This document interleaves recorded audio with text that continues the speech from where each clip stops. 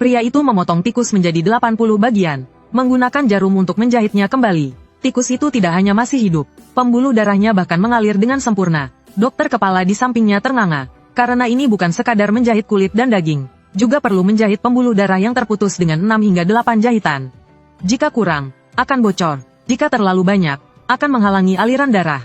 Di rumah sakit kelas 3 di seluruh provinsi, orang yang bisa melakukan ini bisa dihitung dengan satu tangan. Namun, Lingran hanyalah seorang magang yang baru masuk rumah sakit 1 hari. Biasanya, magang hanya bisa berlatih menggunakan pisang. Jadi saat pertama kali menjahit kulit dan daging, mereka akan sangat gugup dan tidak berani memulai, seperti puluhan siswa yang ada di belakangnya. Oleh karena itu, dokter kepala menyimpulkan, dia pernah magang di rumah sakit lain. Lingran segera memberikan alasan bahwa itu di klinik keluarga. Padahal itu adalah paket pemula yang diberikan oleh sistem medis. Dengan penampilan yang luar biasa seperti itu, Kepala Departemen Pendidikan Medis langsung menanyainya. Selanjutnya, rotasi, ingin pergi ke departemen mana? Magang-magangan terkejut, karena rumah sakit sangat ketat terhadap pendatang baru.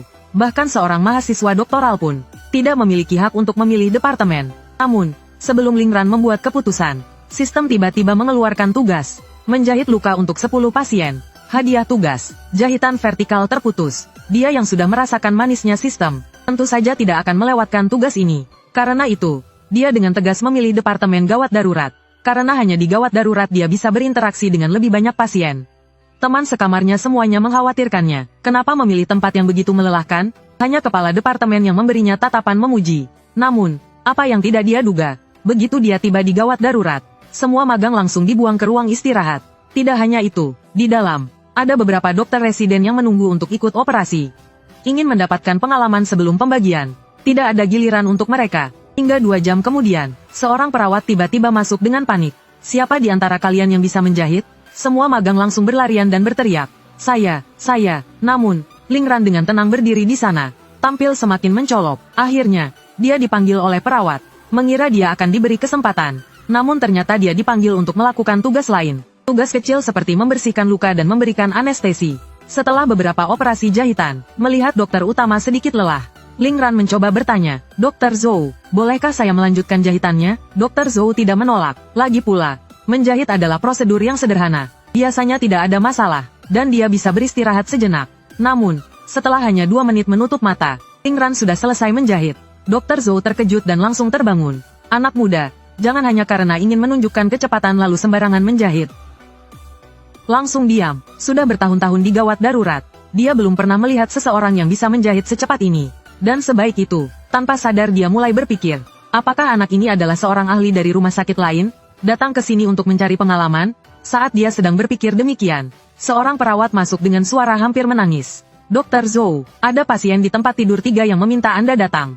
Ternyata kepala seorang bos geng terbuka, dan perlu dijahit, tapi dia dikelilingi oleh sekumpulan gangster yang berotot. Dr. Zhou sampai gemetar dan tidak bisa memegang pinset dengan baik. Karena itu, dia melihat ke arah Lingran. Bagaimana kalau kamu yang menjahitnya? Lingran tentu saja tidak akan menolak kesempatan baik ini. Langsung mengambil peralatan dan siap untuk mulai. Namun, bos geng tidak senang. Apakah kamu ingin menipu saya dengan memanggil anak muda? Jika jahitannya tidak baik, jangan harap rumah sakit ini bisa beroperasi lagi. Namun, sebelum dia selesai berbicara, Dr. Zhou menunjuk ke belakangnya. Lihat, lukamu sudah dijahit. Dan sangat sempurna. Sambil meminta perawat untuk memberikan cermin agar dia bisa melihatnya.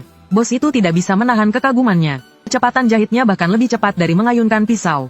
Tidak ada rasa sakit sama sekali. Jika ada masalah di masa depan, kami akan mencarimu. Setelah itu, dia bahkan tidak membalut lukanya, dan langsung pergi untuk membalas dendam. Namun, kurang dari 1 jam kemudian, dia kembali dengan seorang pasien yang terluka, dengan permintaan khusus agar magang ini yang menjahit.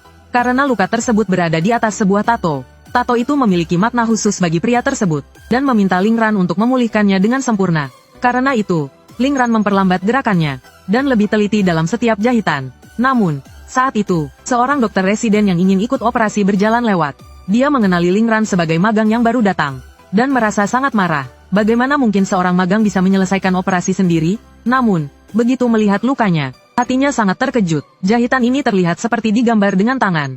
Dia segera mendekat dan meminta maaf. Dr. Ling, saya melihat kamu datang dengan magang. Saya pikir kamu juga seorang magang. Ternyata kamu adalah dokter paruh waktu. Lingran menggelengkan kepalanya. Saya memang magang. Namun, dokter residen itu tidak berani lagi menganggapnya sebagai magang. Beberapa operasi jahitan diserahkan kepadanya. Jadi pada sore hari itu, Ling Ran menyelesaikan tugas pemula. Jadi sepanjang perjalanan pulang, dia merasa sangat bahagia. Sampai dia kembali ke klinik keluarganya. Begitu masuk, ayahnya langsung mendesaknya. Segera selesai magang dan kembali untuk bekerja. Karena dia tidak mewarisi keahlian medis dari generasi sebelumnya. Jadi mereka harus menyewa seorang dokter bernama Xiong. Namun, Dokter Xiong seringkali meminta kenaikan gaji. Pendapatan klinik hampir tidak cukup menutupi.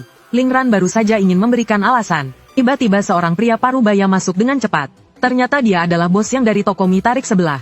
Saat memotong mie, dia tidak sengaja terluka. Dokter Xiong segera memeriksanya. Setelah melihat luka tersebut, dia merasa luka itu terlalu dalam. Dia menggelengkan kepala dan berkata, "Lebih baik kamu pergi ke rumah sakit. Saya tidak bisa menangani ini." Namun, Ling Ran mengenakan jas putih dan memotongnya. Luka di telapak tangan hanya sayatan, tidak putus. Tidak terlalu parah. Saya yang akan menangani ini.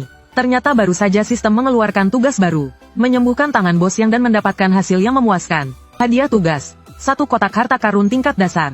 Dokter Xiong mengira dia hanya bercanda. "Kecil Ling, kamu masih magang. Sebaiknya jangan ikut campur. Tunggu saya desinfeksi dulu, lalu saya akan kirim ke rumah sakit." Namun, saat dia berbicara, Ling Ran sudah siap dengan perlengkapan operasi. Dia dengan santai menghibur bos Yang. Setelah membersihkan luka, beri anestesi. Ini akan mengurangi risiko infeksi ulang. Kan sedikit sakit, tahan saja. Setelah itu, dia meminta satu-satunya perawat di klinik, Juanzi, untuk membantu. Meskipun ini juga operasi jahitan, namun, tangan bos yang sudah terluka sampai ke otot. Jika jahitannya tidak baik, dia mungkin tidak bisa memegang pisau lagi seumur hidup. Jadi ini juga tantangan bagi Ling Ran. Akhirnya, ini juga menjadi tantangan bagi dirinya. Akhirnya, setelah beberapa belas menit, operasi berhasil diselesaikan. Beberapa orang yang menonton tidak bisa menahan kekaguman mereka. Jahitan ini sangat bagus. Namun, Dokter Xiong terdiam di tempat. Karena sebagai seorang profesional, dia sangat paham. Meskipun seorang magang lulus, dan menjalani 2 tahun pelatihan rumah sakit, lalu 2 tahun menjadi dokter residen, belum tentu bisa mencapai level jahitan seperti ini. Ling Ran awalnya berpikir bahwa tugas sistem ini akan selesai begitu saja. Namun, tiba-tiba anak bos yang masuk dengan terburu-buru. Melihat luka sudah dibalut dengan baik. Alih-alih mengucapkan terima kasih, dia malah memarahi Ling Ran. Klinik murahan ini berani melakukan operasi? Jika tangan ayahku tidak bisa sembuh seperti semula, kalian akan menghadapi tuntutan hukum. Namun, Ling Ran dengan sangat tenang menjelaskan. Memang ada kemungkinan tangan ayahmu tidak bisa pulih seperti semula. Namun kemungkinan itu sangat kecil. Sebagai seorang dokter, saya memiliki kemampuan untuk menangani luka ini. Tentu saja saya tidak akan membiarkan ayahmu terus berdarah. Namun, Xiao yang tetap tidak menghargainya. Dia tetap ingin membawa bos yang ke rumah sakit untuk diperiksa. Ling Ran melihat tugas sistemnya. Dan ternyata, kerusakan ini membuat kotak harta karun tingkat dasar yang sudah di tangan hilang. Dia hanya bisa menunggu mereka selesai pemeriksaan di rumah sakit. Setelah mengantar keluarga yang pergi, ayah Ling sedang menutup pintu. Tiba-tiba seorang gadis muncul di depan pintu. Dia menjelaskan bahwa dokter di klinik sudah selesai bekerja. Jika sakit, pergi ke rumah sakit saja. Namun, gadis itu datang untuk mencari Ling Ran. Ternyata dia bernama Lu Jinling, adik dari pria bertato itu. Sebagai tanda terima kasih atas bantuan Ling Ran, dia sengaja membawa salmon segar. Dia berniat untuk hanya meletakkan barang dan pergi. Namun setelah melihat Ling Ran yang tampan dan ceria, dia langsung merasa tidak bisa pergi. Dia bersikeras ingin memasak sendiri, menyiapkan sashimi salmon. Keluarga Ling mencoba dan merasakannya. Ternyata rasanya jauh lebih enak daripada yang dijual di pasar. Ternyata salmon di kota Yunhua, hampir semuanya dikuasai oleh keluarga Lu. Setiap hari pria itu menjahit 100 pisang. Akhirnya dia berlatih hingga bisa menjahit luka manusia. Meskipun jahitannya sangat sempurna, namun keluarga pasien sangat terkejut. Mereka memarahi Ling Ran. "Kamu yang hanya menjahit pisang, berani melakukan operasi? Jika tangan ayahku rusak, kamu akan menghadapi tuntutan hukum." Setelah itu, mereka menarik ayahnya untuk pergi ke rumah sakit terbesar di provinsi. Rumah sakit Yunhua untuk diperiksa. Namun, mereka tidak tahu, Ling Ran adalah magang di rumah sakit Yunhua, dan jahitannya adalah yang paling top di seluruh rumah sakit. Ternyata, 2 jam kemudian, ayah dan anak itu kembali dengan wajah lesu. Karena bahkan para ahli dari rumah sakit Yunhua memuji jahitan luka yang sangat sempurna. Mereka untuk meminta maaf, bahkan membuatkan sebuah spanduk khusus. Ayah Ling langsung senang sekali. Memutuskan mulai besok, Ling Ran akan bekerja sebagai dokter tetap di klinik. Ling Ran sangat terkejut, dan keesokan harinya langsung kembali ke rumah sakit. Karena dia merasa tugas sistemnya semakin sulit.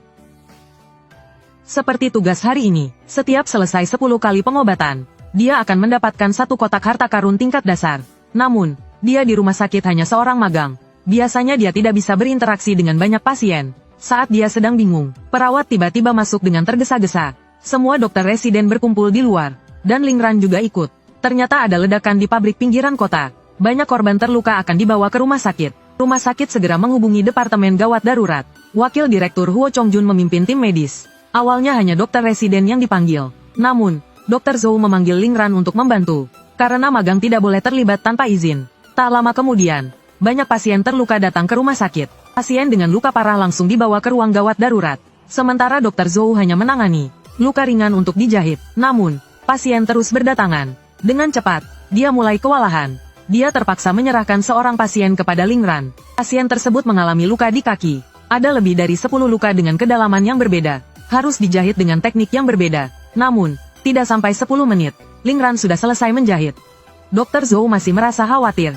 Segera datang untuk memeriksa. Namun, begitu melihat luka yang sudah dijahit, dia terkejut. Tekniknya sangat luar biasa. Seolah diberikan berkah dari pendiri. Namun, ekspresinya malah membuat pasien terkejut. Dokter, apakah ada masalah dengan jahitannya?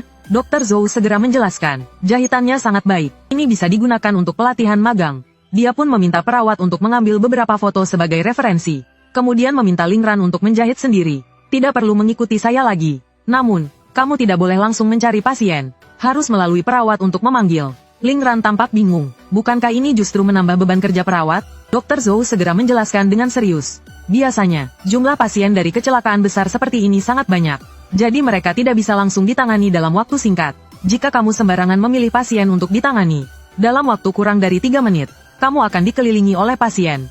Ini justru akan mengganggu urutan, menghambat kecepatan pengobatan. Ling Ran terpaksa duduk di depan tempat tidur pasien, menunggu perawat untuk membawa pasien satu persatu. Memiliki ruang kerja sendiri, dia dengan cepat menyelesaikan 10 pengobatan. Dia dengan tidak sabar membuka kotak harta karun tingkat dasar yang diperolehnya. Namun, sama seperti sebelumnya, isinya adalah ramuan energi. Haruskah saya membuka lebih banyak untuk mendapatkan barang yang bagus? Tapi waktunya sudah tidak banyak. Karena direktur dan wakil direktur, para dokter sedang menangani pasien kritis. Jadi giliran magang seperti mereka untuk bertindak. Jika menunggu sampai pasien kritis selesai, pasti akan ada yang mengambil alih. Untuk mempercepat proses, saya membagi proses pengobatan luka menjadi 3 langkah.